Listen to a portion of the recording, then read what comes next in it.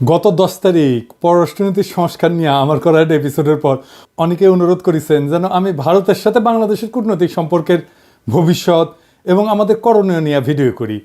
আপনারা জানেন আমার গুরু খলিল ভাই, উনিও আমাকে ইমেলে তার যে মতামত জানাইছেন সেইখানেও তিনি বলছিলেন যে ভারতের সাথে কূটনৈতিক সম্পর্ক নিয়ে আমি সেইখানে কথা বলি নাই আগের এপিসোডে। ভারতের কূটনীতি বোঝা কোনো জটিল বিষয় না, কিন্তু আমার বুবু কাটাল রানী হাসিনা এই সহজ বিষয়টাকে আমাদের কাছে জটিল করে তোলার চেষ্টা করেছেন। অবশ্যই এটা ভারতেরই বুদ্ধি। তিনি নাকি ভারতকে যা দিছেন তা তারা সারা জীবন মনে রাখবে, তাই না? হ্যাঁ, দেখেছেন তো কি দিছে আর আমরা কি পাইছি তা আজকে দেখব। এই ভিডিওটা শুধু আমাদের সরকারের জন্য না, কূটনীতিকদের জন্য না, বরং কৃষক, ছাত্র, জনতা সহ বাংলাদেশের সকল নাগরিকের জন্য গুরুত্বপূর্ণ। কেন? কারণ আমাদের একমাত্র শত্রু হইল ভারত। জি না, আমরা একা তাকে শত্রু জ্ঞান করি না, তারাও আমাদের শত্রু বলেই মনে করে। এই শত্রু খেলা তারাই শুরু করেছে, আমরা শুরু করি নাই। এটা আমার অনুমান না, আজকে প্রমাণ করবো এবং সবাইরে জানাবো প্রমাণ সহকারে। না হইলে বিপ্লবকে ব্যর্থ করার যেসব চেষ্টা ভারত করবে তা মোকাবেলা করা আমাদের দিয়ে সম্ভব হবে না। গত 16 বছর হাসিনা যেভাবে আমাদের সরকারের সব দপ্তরে ভারতের স্থানীয় দালালদের ঢুকাইতেছে, তাতে আমাদের জন্য নতুন করে সব ঢেলে সাজানো ছাড়া কোনো গতি নাই। যাই হোক, অনেক কথা আছে, তাই চলেন প্রথমেই দেখে নিই ভারতের কূটনীতিক দর্শন কি বলে। তারা কিভাবে আমাদের দেশটাকে দেখে, তারা কিভাবে কূটনীতিকে দেখে, কূটনীতি তাদের কাছে কি। ভারতের কূটনীতিতে চাণক্য কৌটিল্যকে তাদের মন্ত্রগুরু বলে মনে করে। এই কৌটিল্য হলো খ্রিস্টপূর্ব 300 শতাব্দীর দিকে ভারতবর্ষের রাজা চন্দ্রগুপ্ত মৌর্যের প্রধানমন্ত্রী।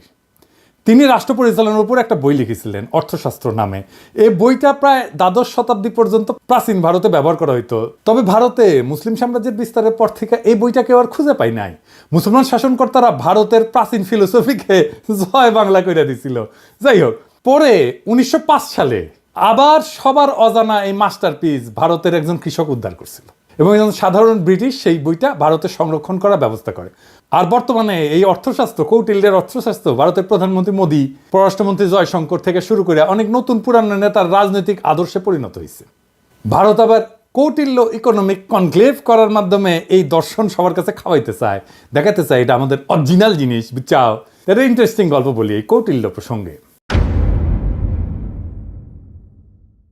চন্দ্রগুপ্ত মৌর্যকে কৌটিল্য মানে তার প্রাইম মিনিস্টার সামান্য পরিমাণে খাবারের সাথে একটু একটু করে আর্সেনিক মিশাই দিত, মানে সে বিষ যেটাকে বলে। কেন? উদ্দেশ্য ছিল যে একটু একটু করে বিষ খাওয়াইলে তার শরীরে বিষের বিরুদ্ধে একটা প্রতিরোধ ক্ষমতা গড়ে উঠবে, যাতে শত্রুরা তাকে বিষ প্রয়োগে হত্যা করতে না পারে। এটা কিন্তু খুব সাইন্টিফিক, কারণ আধুনিক চিকিৎসা বিজ্ঞানও মিথ্রিডাটিজম বলে একটা শব্দ আছে। এর মাধ্যমে অল্প অল্প মাত্রার বিষ গ্রহণ কইরা বিষের প্রতি প্রতিরোধ ক্ষমতা গড়ে তোলা সম্ভব। ঠিক যেভাবে অ্যান্টিবায়োটিক রেজিস্ট্যান্স হয় না ব্যাকটেরিয়ার, জীবাণুর, ওই রকম আর কি উঙ্কা। তো কথিত আছে যে একবার চন্দ্রগুপ্ত মৌর্যের রানী দুর্ঘটনাক্রমে ওই খাবারটা একটু খেয়ে ফেলে, আর্সেনিকযুক্ত খাবার। রানী তখন সন্তান সম্ভব ছিলেন, তো বিষের প্রভাব থেকে তার অনাগত সন্তানকে বাঁচানোর জন্য রানীর পেট চিরা কৌটিল্য শিশুকে বাইর করছিল। এটাই হইতেছে ইতিহাসের প্রথম সিজারিয়ান সেকশন, বুঝাও। এই ছেলের নাম হইতেছে বিন্দুসার। বিম্বিসার না আবার কলে বিন্দুসার। বিন্দুসারের ছেলে হইতেছে সম্রাট অশোক। বুঝা গেছে? জীবনানন্দের বর্ণনা সেন যখন পড়ি না, উটি লেখা আছে না, বিম্বিসার অশোকের ধূসর জগতে সেখানে ছিলাম আমি। এই বিম্বিসার অশোক বইলা একটা ধাঁধা লাগাই দেন কিন্তু জীবনানন্দ। বিন্দুসার অশোক হইলে পিতা পুত্র হইতো, তাই না? যেটা না কইরা একটা টুইস্ট দিছে বিম্বিসার কইয়া। এখানে এসে মনে হয় আসলে কি ঠিক পড়তেছি না ভুল পড়িচ্ছি না, তো সেই সময়টা ধূসর হয়ে যাওয়ার জন্য এরকম হয়েছে নাকি, বুঝাও। কি সুন্দর, এটা কাব্যিক একটা মোহের মধ্যে ফেলা দেয়, বুঝেছেন? জীবনানন্দের এটা কালে মুন্সিয়ারা। তো আমার কাছে ওই যে পাখির নীড়ের মতো চোখ তুলে নাটোরের বনলতা সেন এই লাইনের চাইতে ওই যে বিম্বিসার অশোকের ধূসর জগতে এই লাইনটা আরো বেশি কাব্যিক বলে মনে হয়। যাই হোক, কাব্যবাদ দিই, হ্যাঁ, আসল আলাপে আসি। কেন কৌটিল্যের অর্থশাস্ত্র সম্পর্কে আমাদের জানা এবং বোঝা জরুরি। ভারত আমাদের শত্রু রাষ্ট্র না বন্ধু রাষ্ট্র? এই প্রশ্ন সবাই করলেও কোনো রাজনৈতিক দল কখনো সরাসরি উত্তর দিতে স্বাচ্ছন্দ্য বোধ করে না, ভয় পায় আর কি, কখন ভারত তাদের গদি নড়ায় দেয়। তাই বলে সবাই যে কবে যে ভারত আমাদের বন্ধু রাষ্ট্র, তাকালে না। এটাই আমাদের সমাজে ইনশাল্লাহ বলার মতোই সত্য। হাসিনা বাবুর আমলে তো ভারতকে বন্ধু বলাটা একটা ফ্যাশন ছিল। বাংলাদেশের কোনো জাতীয় অর্জনে ওই ভারতের প্রধানমন্ত্রী রাষ্ট্রপতি থেকে শুরু করে মন্ত্রী মুখ্যমন্ত্রী আগমন খুব কমন ছিল না, সাধারণ ঘটনা ছিল না। কিন্তু হঠাৎ কি হইলো যে ময়ূক পাগলা হইয়া গেল। এই যে দেখেছেন এডিটর সাহেব, এটা দেখান না, ওই তিরিং বিরিং করে লাফায় না, দেখান না। হুক করলে তারেক হেভি ঠাপাইছে, ওই যে গণ অধিকারের তারেক, বুঝাও। আর তারেকের ভিডিওটা দেখা, তারেক কি কইছিল যে জামাতকে আপনার পাশাত কামড় দিছে, দেখান না ওইটা। আরে বাবর কে? বাবর কে? কে? বাবর ভারতের বাপ। হ্যাঁ, বাবর ভারতের বাপ। আর আর আচ্ছা ঠিক আছে, ঠিক আছে। সমস্যা কি বলেন তো? আমার আমার আমার আমার সমস্যা হচ্ছে জামাতি এবং জেহাদিরা। বন্ধ করতে পারবেন? কেন জামাতিরা আপনার পাশায় কামড় দিয়েছে বলেন? বিজেপির নেতারা উল্টা পাল্টা বলা শুরু করলো। এই দেখেন, ভিডিও দেখেন। বাংলাদেশের সঙ্গে যুদ্ধ ভারতের কাছে তো কয়েকদিনের ব্যাপার নয়, কয়েক মিনিটেই ফয়সলা হয়ে যাবে। আমরা বড় ভাই হিসেবে চিমটি কাটছে, আঁচড় কাটছে, সহ্য করছি, তো বেড়া আমরা দেবই। বাংলাদেশের সীমান্তে কাঁটাতারের বেড়া বসানোর দরকার হইল, দেখেছেন? আরো কত কি। আসলে বাংলাদেশের সাথে ভারতের কোনো বন্ধুত্ব সম্পর্ক নাই, কখনো ছিল না। তবে ভালো সম্পর্ক আছে তার সেবাদাসী হাসিনা, তার দল আওয়ামী লীগের সাথে। আমাদের পররাষ্ট্র মন্ত্রণালয়ে যারা ভারতে কাজ করেছেন তারা সবাই জানেন যে ভারত আমাদের কতটা নিচু চোখে দেখে। যারা ঘুরতে গেছেন, চিকিৎসা নিতে গেছেন, তারা জানেন যে মুম্বাইতে তো বাংলাদেশের পাসপোর্টধারীদের তারা হোটেলে বুকিং পর্যন্ত দেয় না, দেখেছেন? হাসিনার আমলেও ভারত শুধু আমাদের থেকে সুবিধাই নিছে, কিচ্ছু দেয় নাই। ট্রানজিট নিছে, চট্টগ্রাম পোর্ট দিয়ে মালামাল পরিবহনের অনুমতি নিছে, বাংলাদেশকে ভারতের মনোপলিতে পরিণত করেছে, আমাদের সরকারি প্রতিষ্ঠানগুলোকে শেষ করে দিছে। বিনিময়ে আমরা কি ওই মুজিবের আমলে স্বাক্ষর করা ফারাক্কার ন্যায্য পানির হিস্সা পাইছি? পাই নাই। আমরা কি হাসিনার আমলে তিস্তা চুক্তি দিয়া পানির ন্যায্য হিস্সা পাইছি? পাই নাই। তার কারণ কি? কারণটা হইতেছে কৌটিল্যের একটা থিওরি আছে, mandala theory. Mandala Nelson Mandela না, মান্ডালা মন্ডো থিওরি আর কি। তার মানে কোন রাজার পাশের রাজ্য তার বন্ধু না, পাশের রাজ্য হইল তার বন্ধু, বুঝছা? হাও চলেন একবার ম্যাপ দেখে আসি। ভারতের আশেপাশে যত রাষ্ট্র আছে তার মধ্যে একমাত্র বাংলাদেশের সাথে তার কথিত বন্ধুত্ব ছিল, মানে একমাত্র সেবাদেশী হাসিনার মাধ্যমে সে বন্ধুত্ব ছিল। কিন্তু পাকিস্তান, নেপাল, ভুটান, শ্রীলঙ্কা, মালদ্বীপ, এমনকি মিয়ানমারের সাথে ভারতের অত ভালো সম্পর্ক না, তাই না? বন্ধুত্ব নয়। বাংলাদেশে ভারত প্রভু তার সেবাদাসী হাসিনাকে একটা সুষ্নি দিয়া বুঝ দিছে, ওই যে তো বন্ধু। এটাও আসলে একটা কৌটিল্য মতে ভারতের পররাষ্ট্রনীতির একটা অংশ কলে। এটা আমরা দেখমুনি, হাসিনা ফাসিনা কিছু না। এটা বোঝার জন্য চলেন দেখি কৌটিল্যের পররাষ্ট্রনীতিতে কি লেখা আছে। কৌটিল্যের পররাষ্ট্রনীতিকে বলে 6-fold পলিসি, মানে 6 স্তরের পলিসি। এটা একটা সংস্কৃত খটোমটো বাংলা আছে, ষটগুণ্য সিদ্ধান্ত। যাই হোক, আমি ইংলিশটাই কব, কারণ ইংলিশে কইলে তো ঠিকই কইছি, তাই না?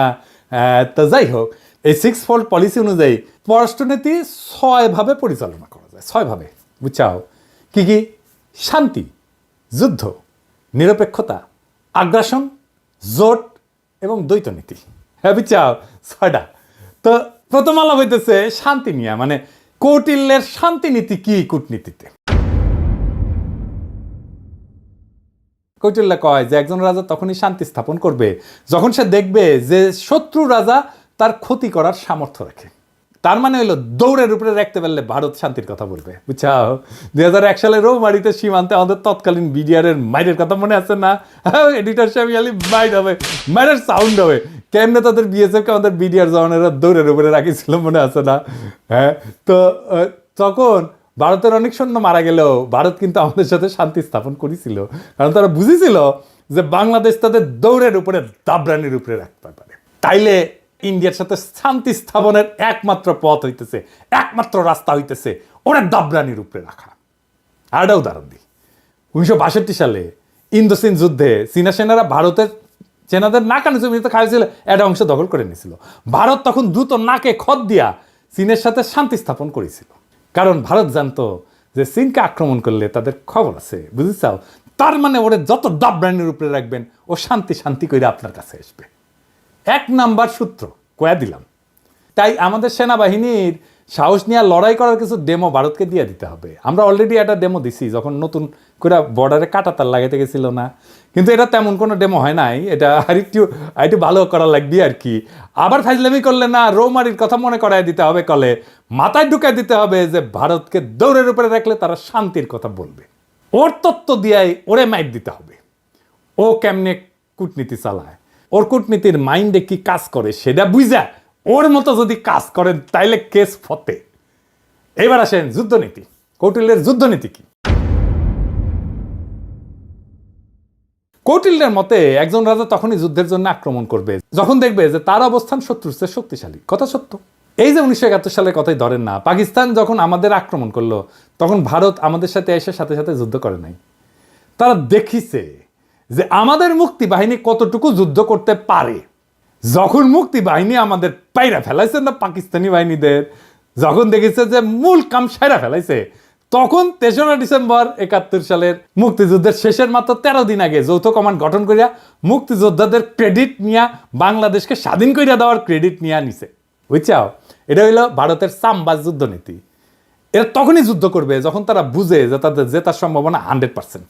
অনেকেই জানেন যে শেখ মুজিবের বান্ধবী যে ইন্দিরা গান্ধী, সেই সময়ের ভারতের সেনাপ্রধান জেনারেল মানেকশকে জুন মাসে কইছিলেন যে এই যুদ্ধ শুরু করতে, কিন্তু রাজি হন নাই। কারণ তখন বাংলাদেশে বর্ষাকাল এবং তাদের সেনারা বাংলাদেশে বর্ষায় যুদ্ধ করলে পাকিস্তানের কাছে গোয়ারা আসবে। সত্যি কথা, আমার কথা না, মানেকশর কথা। তার মুখে শুনেন দাও কি কইছে, এডিটর সাহেব শুনে দেন। And if I were to go in, I guarantee you 100% defeat. I said to Mrs. Gandhi, will you now give me your orders? All right, cabinet will meet again at 4 o'clock. So everybody started walking out, I being the junior one. A smile on my face as I was going out. She said, Chief, stay behind. So I said, Prime Minister, before you open your mouth, shall I send in my resignation on grounds of health, mental or physical? And she said, oh, sit down, Sam, tell me. Everything you told me is the truth. I said, yes, everything I've told you is the truth. I said, it's my job to fight to win, not to lose. And she smiled at me, she said, all right, Sam, you let me know when you are ready. এই যে 13 দিন যুদ্ধ করেছিল, যুদ্ধের পরে যে লুটপাট শুরু করেছিল, সেই সময় কিছু বীর সেনা অফিসারের কারণে ঠিক মতো করতে পারে নাই। মেজর জলিলের কথা মনে আছে, সে বাধা দিছিল এবং তারে গুম করে ফেলছিল। ওই সময় যে করতে পারে নাই লুটপাটটা, এটা গত 53 বছর ধরে পোষায় নিছে ইন্ডিয়া। তাই আমাদের সশস্ত্র বাহিনীকে মনে রাখতে হবে যেন ভারত কখনো এমন সুযোগ আছে বলে ভুলও না করে। প্রফেসর ইউনূসের সেনাবাহিনীর শীতকালীন মহড়ায় যাওয়ার ব্যাপারটা অনেকটা সেই রকম। আমি খুবই পছন্দ করেছি এটা। অনেকে না বুঝলেও আমাদের সবার শ্রদ্ধেয় প্রফেসর ইউনূস স্যার বুঝতে পারিছেন যে এই মহড়ার কত গুরুত্ব। এইসব মহড়া ঘন ঘন করতে হবে, বুঝছাও? শুধু শীত না, বর্ষাতেও করতে হবে। যে শীত বর্ষা কিছুই যে ভারতের কোনো কাজে আসবে না, ওটা বুঝা দেওয়া লাগবে, বুঝছাও? ভারতের মনে যেন ভয় অটুট থাকে, তারা যেন কোনোভাবে বাংলাদেশকে আক্রমণের খায়েশ করতে না পারে। এখন কৌটিল্যের মতে ভারত এই যে যুদ্ধ নীতি, এটা কেমনে করবে? এটা 3 ভাবে করবে, 3 প্রকারে করবে। কি ভাবে? এটা হইতেছে সরাসরি যুদ্ধ, এটা হইতেছে গোপন যুদ্ধ, কিছু কথা থাক না গোপন, আর এটা হইতেছে অঘোষিত যুদ্ধ, মানে ঘোষণা না দিয়া যুদ্ধ, বুঝছাও? ভারত আমাদের সাথে সরাসরি যুদ্ধে যাবি না, ওই সাহসী নাই। ওই যে বুঝিছে না, এখানকার পোলা পায়ের এবং বন্দুকের সামনে বুক পাইতা দেয়, তারপরে নড়ে না। তো এর সাথে যুদ্ধ করা যায়। তারা কি যুদ্ধ করবে? গোপন এবং অঘোষিত যুদ্ধ তারা সবসময় করে আসতেছে এবং এটা করে আসবে। চলেন দেখি সেটা কিভাবে করবে। গোপন যুদ্ধ হইলে সেটা সেই পন্থা যেটা দ্বারা ভারত আমাদের একদিকে আক্রমণের আশঙ্কা তৈরি করবে আর আমাদের সেনাদের সেই দিকে ব্যস্ত রাখবে, কিন্তু ভারত আমাদের আক্রমণ বা ক্ষতি করবে অন্য দিক থেকে, বুঝছাও? মাথায় ঢুকে নাই, তাই না? ধরেন আমাদের দক্ষিণে তো আরাকান রাজ্য, একটা নতুন রাখাইন দেশ হওয়ার সম্ভাবনা আছে, তাই না?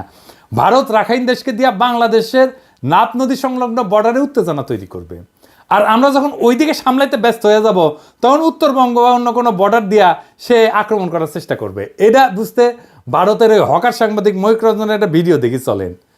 সে কইতেছে যে বাংলাদেশের চিকেন নেক নিয়ে নিলে ভারত ফেনী দখল করিয়া চট্টগ্রামকে আলাদা করে দিবে। শুনেন। এটিকে বলা হয় বাংলাদেশের চিকেন স্নেক।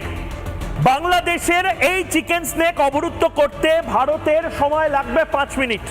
বাংলাদেশের চিকেন স্নেক এটা যদি কাট অফ করে দেওয়া হয় তাহলে গোটা বাংলাদেশের ভূখণ্ডের সাথে চট্টগ্রামের কোনো সম্পর্ক থাকবে না। এই ফেনীটা যদি কোনোভাবে কাট অফ হয়ে যায় বা দখল হয়ে যায় বা অবরুদ্ধ হয়ে যায়, গোটা বাংলাদেশের এত বড় এত জেলা সহ যে বাংলাদেশ, সেই বাংলাদেশ থেকে কাট অফ হয়ে যাবে চট্টগ্রাম। এবার এটা মৌলবাদীদের কি করে লোকে বোঝাবে? অর্থাৎ ভারত আমাদের চট্টগ্রামের ভয় দেখাইতেছে, যেন আমরা এদিক নিয়ে ব্যস্ত হয়ে যাই আর ভারত আমাদের অন্যদিকে দেয়, বুঝাও। কিন্তু সেই প্ল্যান তো আজকে ফাঁস করে দিলাম, তাই না? এবার চলেন অঘোষিত যুদ্ধ কেমনে ভারত করবে। এটা আসলে ভারতের সবচেয়ে পছন্দের যুদ্ধ, বুঝছাও। এই যুদ্ধে তারা তাদের সরকারি এজেন্ট, ধর্মীয় এজেন্টদের ব্যবহার করবে। তারা এই কাজ শুরুই করে দিছে। সরকারি চাকরিতে ভারতের দালালদের দিয়া অস্থিরতা তৈরি করেছে, ক্যাডারে ক্যাডারে দ্বন্দ্ব করেছে। এইটা প্রফেসর ইউনূসের সরকারকে কাজ করতে না দেওয়ার একটা কুবুদ্ধি। তাই আমি আগেও বলছি, এখনো বলি, ক্যাডারে ক্যাডারে দ্বন্দ্বের সমাধান করা জরুরি। এই ক্ষেত্রে কোনো কথা শোনা যাবে না, কঠোর হইতে হবে। যারা এই দ্বন্দ্ব ধৈর্য রাখতে চায় ওরা ভারতের দালাল। সবার অধিকার এবং প্রাপ্যতায় সাম্য দরকার। তারপর যদি আমলারা যদি কাজ ঠিক মতো না করে, তাহলে পাছায় লাথি দিয়া চাকরি থেকে বের করে দেন। আমি গত ভিডিওতে তো পররাষ্ট্র অফিসারদের সুযোগ সুবিধার কথা কইছিলাম, তাই না? প্রশাসন ক্যাডার মনে হয় আমার উপর মাইন্ড করেছে যে দাদা তো ওদের কথা কইলে আমাদের কথা কিছুই কয় নাই। হ্যাঁ, এবার বুঝেন কেন বলছি। যতদিন ক্যাডার ক্যাডার দ্বন্দ্ব থাকবে ততদিন আমাদের সার্বভৌমত্ব ভারতের আগ্রাসী নীতির হাতে পরাজিত হওয়ার সম্ভাবনা থাকবে। এটা তো আমরা হতে দেবো না, তাই না? তবে সুযোগ সুবিধা পাওয়ার পর আমার কূটনীতিক সহ 25 ক্যাডারের ভাই বোনেরা যদি কাজ না করেন আর ভারতের চামচামি না ছাড়েন, তাইলে আপনাদের কলে খবর আছে, কইয়া দিলাম, বুঝছেন? আমি যখন ধরি না তখন কিন্তু কচ্ছপের কামড় দিয়া ধরি। আর একটা উদাহরণ দিই, ওই যে চিন্ময় প্রভুপাদের কথা মনে আছে না? ওরে দিয়া ভারত সুন্দর একটা গেম সাজাইছিল করলে, যেন হিন্দুরা এই সরকারের বিপক্ষে কাজ করে। সাথে ভারতের কিছু বেতনভোগ বাংলাদেশি দালালও ছিল, ওই যে প্রথম আলো, তার দিল্লি স্টার, এটা আছেই। কিন্তু ইউনূস স্যার সেই ওগেরে আসার মেরে দিচ্ছে ভালো করিয়া। একইভাবে দিল্লির সাতপন্থীদের দিয়া ধর্মপ্রাণ মুসলমান তাবলিগের সদস্যের মধ্যে মারামারি সৃষ্টি করছেন, সেটাও আমরা সামলাইছি করলে। এইরকম আরও আসবে, কিন্তু এখন আর লাভ হবে না, কারণ সবাই বুঝে গেছে যে ভারত কিভাবে এই কাজটা করে বা করবে। এইটা ভারতের অনেক প্রিয় মেথড, কিন্তু প্রিয় পদ্ধতি। ভারত আগেও তাই করেছে। 1975 সালে শেখ মুজিব জয় বাংলা করে দেওয়ার পরে ভারত আমাদের পার্বত্য চট্টগ্রাম এলাকায় শান্তি বাহিনীকে ফান্ড করেছিল, ট্রেনিং দিছে, তারপরে অশান্তি সৃষ্টি করেছে। আর এই হারামজাদা কাদের সিদ্দিকি ওরে আশ্রয় দিচ্ছে, আদের সিদ্দিকি তার বাহিনী নিয়ে বাংলাদেশের ভিতরে আসে আক্রমণ করিত, এবং কাদের সিদ্দিকির বাহিনীর সাথে আমাদের সেনাবাহিনীর যুদ্ধ হইতো। কিন্তু অনেকে গলে বীর উত্তম খেতাবও পাইছে, এবং আমাদের অনেক অফিসার মারা গেছে, সৈনিক মারা গেছে। আর এই হারামজাদা রাজনীতি করিচ্ছে, ওর তো এখন জেলে থাকা উচিত। আবার দেখেন, ওই যে শেখ মুজিব জয় বাংলা হওয়ার পরে যে শান্তি বাহিনীকে ফান্ড করেছিল না ইন্ডিয়া, আবার যখন কাঁঠাল রানী 1996-তে ক্ষমতা এসেছে, তখন ইন্ডিয়া আবার ওই সমস্যার সমাধান করে দিচ্ছে 1997 সালে, যেন আওয়ামী লীগ বাহবা পায় আর বাংলাদেশ তাদের হুকুমের দাসী হাসিনা দ্বারা পরিচালিত হয়। একই কাজ তারা শ্রীলঙ্কায় করেছে তামিল হিন্দুদের নিয়ে, নেপালে করেছে মাওবাদীদের নিয়ে, পাকিস্তানে বেলুচিস্তানে একই গল্প। বাংলাদেশে যেন তারা এই কাজ করতে না পারে সেই দিকে লক্ষ্য রাখতে হবে। বর্ণ, গোত্র, ধর্ম নিয়ে যারা লাভ দেবে, ঝামেলা করার চেষ্টা করবে, ইসলামকে বাংলাদেশে বিতর্কিত করার চেষ্টা করবে, এরা সবাই ভারতের দালাল, এটা মাথায় রাখতে হবে। এবার দেখি কৌটিল্যের নিরপেক্ষতা কূটনীতি কি। কৌটিল্য কাছে যদি কোনো রাজা মনে করে যে তার শত্রু রাষ্ট্রের ক্ষমতা তার সমান এবং এই ক্ষমতার সাম্য তাদের পারস্পরিক ক্ষতি হইতে বিরত রাখে, তবে রাজা সেই রাজ্যের প্রতি নিরপেক্ষ থাকে। মজার কথা, মানে হইল ভারত যদি মনে করে বাংলাদেশ তাদেরকে জয় বাংলা করে দিতে পারে যে কোনো সময়, তাইলে ভারত আমাদের সাথে নিরপেক্ষ আচরণ করার সিদ্ধান্ত নেবে। এই ধরেন 5ই আগস্টের পর আমরা যখন ইলিশ দেওয়া বন্ধ করেছিলাম, তখন ভারতের বাহাদুরি কিন্তু শেষ হয়ে গেছিল। তো ওরা তখন আমাদেরকে তেল দিয়া, কালারানির প্রতি প্রেম কিছুটা বিসর্জন দিয়া আমাদের থেকে ইলিশ নিচ্ছে, আমরা দিছি। যদিও এই সিদ্ধান্তটা আমাদের অনেকে পছন্দ হয় নাই, কেননা আমরা সেই সিদ্ধান্ত বুঝে নিছি কিনা জানি না। তবে এখন এইসব চাল আমাদের বুদ্ধি করে চলতে হবে। ভারতকে বুঝাই দিতে হবে যে 1971 সালে আমাদের সহায়তা করার প্রতিদান অনেক গুণে আমরা দিছি, এখন আমরা আমাদের ন্যায্য পাওনা আদায় না করে আপনাদের কিছু দিব না। আর একটা উদাহরণ দিই, 2008 সালে যখন মুম্বাইতে আক্রমণ হয় না, ওই যে তার দায় কলে ভারত পাকিস্তানকে দিছিল, অনেক হম্বিতম্বি করেছিল, কিন্তু তারা পাকিস্তানে কোনো সামরিক আক্রমণ চালায় নাই। এর কারণ হইল পাকিস্তান একটা নিউক্লিয়ার শক্তি, ওরে আক্রমণ করলে ভারত জয় বাংলা হয়ে যাবে, এটা ভারত বুঝে, তাই তারা হাক ডাক দিয়া চুপ ছিল। বুঝা গেছে ব্যাপারটা? শক্তিতে সমান সমান টক্কর দিতে হবে, টক্কর দেওয়ার ক্ষমতা আমার, টক্কর দেওয়ার ক্ষমতা আছে, এইটা বুঝাই দিতে হবে। এবার আসেন কৌটিল্যের আগ্রাসন নীতি। কৌটিল্যের দর্শন মোতাবেক একজন রাজা যখন নিজের শক্তি বৃদ্ধি করে, তখন সে শত্রু রাজ্যকে আক্রমণের প্রস্তুতি নেয়। এটা কিন্তু ভারত খুবই মানে হইল যে এটা ভারতের পছন্দের একটা মেথড, এইভাবে সে মাপে অন্যরে। এই যে ধরেন রৌমারির কথা, 2001 সালে রৌমারিতে ভারতের সেনারা আমাদের জয় বাংলা হওয়ার পরে ভারত কিন্তু চুপ ছিল, কারণ আগেই বলছি এরপর আমাদের বুবু যখন 2008-এ 1/11-এর নকশা ক্ষমতা আসে, তার কয়েকদিনের মাথায় ভারতের প্রতিশোধ নেয় বিডিআরে হত্যাকাণ্ড কইরা, 57 জন সেনা অফিসারকে হত্যা কইরা। শুধু তাই না, বিডিআরের গৌরবময় ইতিহাস যেন বাংলাদেশে না থাকে, তাই তারা কাঁঠাল রানীকে দিয়ে নাম পরিবর্তন কইরা বিজিবি বানায়, পোশাক বদলায়। দেখেন হাসিনার দাসত্ব। আমরা যেহেতু এটা এখন বুঝে গেছি, আমরা আবার বিডিআরকে তার আসল নামে ফেরত নিয়ে যাব। বিডিআর নামে পরিচিত হবে, তাদের আধুনিক অস্ত্র দেব, ফেরায় দেব তাদের গৌরবের ইউনিফর্ম। এই নাম শুনলে আর ইউনিফর্ম দেখলে ভারতের 2001 সালের কথা মনে থাকবে, আর পাতলা পায়খানা হয়ে যাবে। এইটা আমাদের প্রথম কৌশল। দেখেন ভারতের সেনাপ্রধানের বক্তব্য।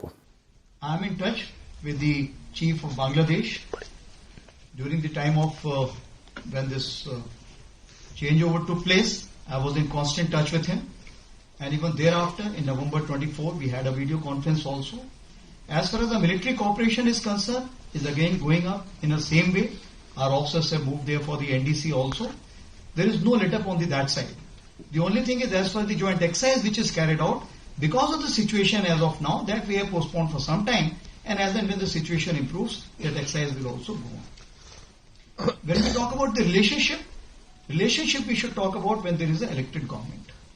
So as of now, the relationship is with the military is well and perfect. 5ই আগস্টের পর 5 মাস হয়ে গেল ভারত তার কোনো মন্ত্রী বা সংস্থা প্রধান কখনো এই ধরনের কথা বলে নাই। আমি আমার আগের ভিডিওতে বলছিলাম যে ভারতের প্ল্যান মোতাবেক সব চলতেছে, এবং এই প্ল্যান মোতাবেক চালাইতেছে ভারতের আরেক সেবাদাস ওয়াকার।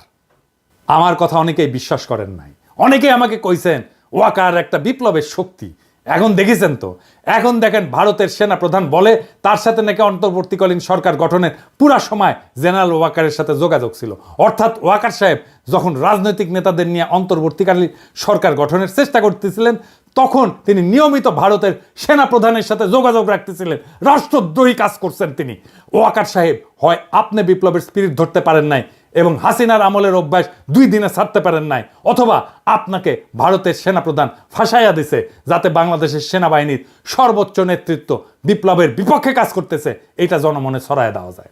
এইটা বাংলাদেশকে এবং বাংলাদেশের মানুষের মনোবল ধ্বংস করার চেষ্টা। এভাবেই গত 5 মাস ভারত নিজেদের কৌশল ঠিক করেছে এবং বাংলাদেশের সকল মানুষকে এটা বোঝানোর চেষ্টা করতেছে যে ভারত এখনো আমাদের প্রভু। এবং এইটা বোঝানোর জন্য তাদের প্রথম টার্গেট আমাদের হাসিনা বাবুর ফুফাতো বোনের জামাই সেনাপ্রধান ওয়াকার সাহেব। আমি অবাক হই যে সমস্ত সেনা সদর বা আন্তঃবাহিনী জনসংযোগ পরিদপ্তর এই নিয়ে কোনো কথা বলেন নাই, আর ভারতের দালাল বাঙ্গুয়েলিটারা বৈশাখী নিজেদের দেখতেছে আর নিজেদের হারানো প্রভাব পুনরুদ্ধারের স্বপ্ন দেখতেছে। প্রথম আলো গং এখন এইগুলা নিয়ে পুরা গল্প বানাবে ফায়াজ করিমের মতো। এইসব বাংলাদেশ বিরোধী ভারতীয় এজেন্টদের যেখানে দেখবেন সেখানেই এদেরকে জয় বাংলা কইরা দিতে হবে। এখন দেখেছেন তো জেনারেলদের বাসায় হাসিনার লোক, আওয়ামী লীগের লোকেরা লুকে আছে, দেখেছেন? ফ্ল্যাট মালিক কে? ফ্ল্যাট মালিক হচ্ছে মাহবুব সামদ চৌধুরী, মেজর জেনারেল। জি। উনি এখন বর্তমানে কোথায় আছে? উনি এসএসএফ আছে। এসএসএফ আছে, ডিজি। জি।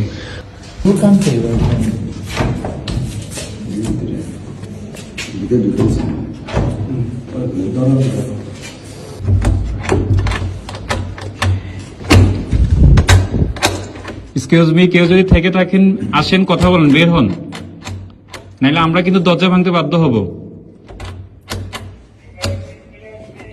আপনারা যদি ভিতরে কেউ থেকে থাকেন একটু কাইন্ডলি একটু কোঅপারেট করে বের হন, নাইলে আমরা কিন্তু দরজা ভাঙতে ইয়া করবো।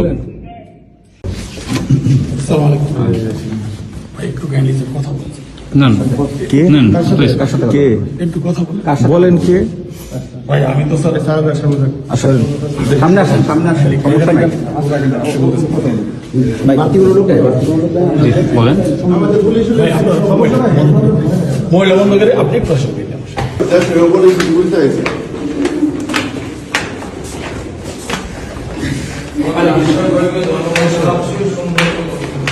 তো এখন কি করা লাগবে আমাদের এই সেনাবাহিনী নিয়ে? এর মধ্যে আমাদের সামরিক সক্ষমতা এমনভাবে উন্নীত করতে হবে যেন ভারত আমাদের ভয় পায়। ভারতের সামরিক শক্তি আমরা জানি, সেটা ওয়াকার সাহেবও জানেন। সামরিক বিষয়ে তাই এখানে বলতে চাই না, আমার সাথে যোগাযোগ করলে পরামর্শ দিয়ে দিব। তবে এটা বলতে পারি, আমাদের সশস্ত্র বাহিনীকে নতুন নতুন আধুনিক যুদ্ধ বিমান, ট্যাঙ্ক, যুদ্ধ সরঞ্জাম কিনতে হবে। মাঝে মাঝে সে সমস্ত মাল দিয়া একটু প্রশিক্ষণ করে তো ফুটাতে টুটাতে হবে আর কি, বুঝছাও। আর বলিছি এটা সাইবার ব্রিগেড করতে হবে আমাদের শক্তিশালী, তাইলে আমাদের পাতলা পায়খানা চলতে থাকবে। ভারত কিন্তু ফ্রান্স থেকে রাফেল কিনেছে, রাশিয়া থেকে কিনেছে সুখয় যুদ্ধ বিমান। আমাদের তো রাশিয়া আর ফ্রান্সের সাথে সম্পর্ক ভালো, যুক্তরাষ্ট্রের সাথেও ভালো, তুরস্কও আছে। ভারত এতদিন আমাদের আধুনিক যুদ্ধ সরঞ্জাম কেনার ব্যাপারে ভেটো দিয়ে আসছে করলে, এখন বুঝতে পারিছেন তো কেন তারা ভেটো দেয়? এই কূটনীতির কারণে, কারণ ওরা চায় আমরা যেন সমরে শক্তিশালী হইতে না পারি এবং তাদের সেবা দাসী হিসেবে থেকে যায়। এরপরে আসেন কৌটিল্যের কূটনীতিতে জোট নীতি কি। কৌটিল্য বলে দিছে যে যখন রাজায় যুদ্ধ করবে না তখন সে অন্য শক্তিশালী রাজ্যের সাথে জোট গঠন করবে এবং নিজেকে সেই শক্তিশালী রাজার হাত থেকে নিরাপদ রাখবে। ভারত কিন্তু এই কামটাও ঠিক মতো করে, মানে কৌটিল্যকে মাইনে চলে আর কি। এই যেমন ধরেন ভারতের সামরিক সহযোগিতার সম্পর্ক আছে রাশিয়া, ইসরায়েল আর যুক্তরাষ্ট্রের সাথে। এই তিন দেশ চাইলে যে কোনো সময় ভারতকে জয় বাংলা করে দিতে পারে। আবার লক্ষ্য করলে দেখবেন যে এই তিন দেশের সাথে যাদের শত্রুতা, ভারত কিন্তু তাদেরকে শত্রু মনে করে। এই তিন দেশের কমন শত্রু হইল মুসলিম দেশগুলা। ভারত এদের সাথে সন্ধি করার মানে হইল ভারত এদের সাথে মিলা মুসলিম বিরোধী শক্তি গঠন করতে চায়। ভারত এইসব দেশ থেকে সমরাস্ত্র কেনে, এদের সাথে মিলিটারি তথ্য আদান প্রদান করে। আমরা হয়তো ইসরায়েলের সাথে সম্পর্ক করতে না পারলেও বাকি দুই দেশের সাথে পারবো, সেই অবস্থা আমাদের আছে। আবার কাঁঠাল রানী যেইভাবে আমেরিকার সাথে সম্পর্ক খারাপ করেছিল, তাতে এটা পরিষ্কার যে হাসিনা ভারতের নীল নকশা বাস্তবায়ন করেছে যেন বাংলাদেশের সাথে আমেরিকার সম্পর্ক ভালো না থাকে। আমরা এদের সাথে সম্পর্কের পাশাপাশি চীন, পাকিস্তান, সৌদি আরব, ইরান, তুরস্কের সাথে সামরিক সম্পর্ক তৈরি করব। এরা কেউ ভারতের সাথে সন্ধি করবে না, কিন্তু আমাদেরকে এরা ভালোবাসে, ঠিক কিনা বলেন? আমাদের সাথে সন্ধি করবে। এই সন্ধিগুলা হইলে তখন দেখবেন যে জয়শঙ্কর বাবাজি আর অজিত দোভাল কিভাবে দৌড়ের উপরে থাকে। আমাদের সামরিক কেনাকাটাগুলা আমরা এইসব দেশ থেকে করব। আর আমেরিকা, রাশিয়াকে সাথে নিতে হবে। এরা কিন্তু হিসাবি দেশ, এদের থেকে সমরাস্ত্র না কিনলে এরা আপনাকে কোনো সাপোর্ট দিবে না। ভারতে রাফায়েল আছে, আমরা F-16 কিনতে পারি। আবার ফ্রান্সের রাফায়েল অথবা রাশিয়ার সুখয় কিংবা চীনের চেংদু J-10 চার্লি কিনতে পারি, তাই না? তবে ফ্রান্সের রাফায়েল কিনলে আমি এনে খুশি হমনি, তাই না? আমাকে এত আশ্রয় দিছে না ফ্রান্সের সরকার, ওদের কিছু করা লাগে না, আমাদের তো একটা দায়িত্ব আছে, কি বলেন? তো রাফায়েল কিনলে পিনাকি দাদা খুশি হয়ে যাবে নি, বুঝছাও? তো শুনেন, কেনা লাগবি না এখনই, খালি কেনার আলাপ শুরু করে দেন, দেখবেন ভারতের সীমান্তে কাঁটাতার বসানো থেমে যাবে। আমি গ্যারান্টি দিচ্ছি, লিখে দিচ্ছি, না হইলে আমার এসে কইেন। আলাপ শুরু করেন খালি, দেখেন তাদের রাষ্ট্রদূতের দৌড়াদৌড়ি শুরু করে দেবে ওই দেশে। তখন ওরাও ভারতকে তাদের ব্যবসার মধ্যে না আসার পরামর্শ দিয়ে বসায় দিবে। পাকিস্তানে আমাদের সামরিক কর্মকর্তাদের সফর একটা ভালো সংবাদ শুনলাম, তাদের থেকে J-71 যুদ্ধ বিমান কেনার আলাপ চলতেছে। বাংলাদেশ কিনলে তারা খুশি হবে। দক্ষিণ এশিয়াতে ভারত একটা সিপায় থাকবে। এইবার আসেন কৌটিল্যের দ্বৈত নীতি, এই জিনিসটা আবার কি? এটা সবচেয়ে মজার থিওরি। এইটার মধ্যে একজন রাজা একই সময় একজনের সাথে যুদ্ধ আর একজনের সাথে সন্ধি, বুঝছাও? মানে হইলো ভারত একসাথে দুইটা যুদ্ধ করতে পারবে না, করবেও না, কখনোই না। দেখবেন যখন পাকিস্তানের সাথে যুদ্ধ খেলে তখন অন্য কারোর সাথে সেই খেলা দেখায় না। গত 16 বছর তো আওয়ামী লীগ ভারতকে বাম্পার সুবিধা করে দিছিল। বাংলাদেশ তো তাদের দখলেই ছিল, তাই না? ভারত নিশ্চিন্তে অন্যদের সাথে ঝামেলা করে গেছে। এখন তো সেই মজা আর নাই। এখন আমরা ভারতের শত্রু সকল দেশের সাথে আলাদা আলাদা করে সম্পর্ক তৈরি করব।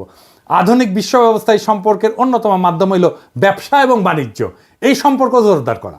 এইবার আসেন আমাদের ভারত নীতি কেমন হবে, কি দিয়ে আমরা ভারতকে সাইজ করতে পারবো, ওরা দৌড়ের উপরে রাখতে পারবো, প্রত্যেক দিন দাবরানির উপরে রাখতে পারবো।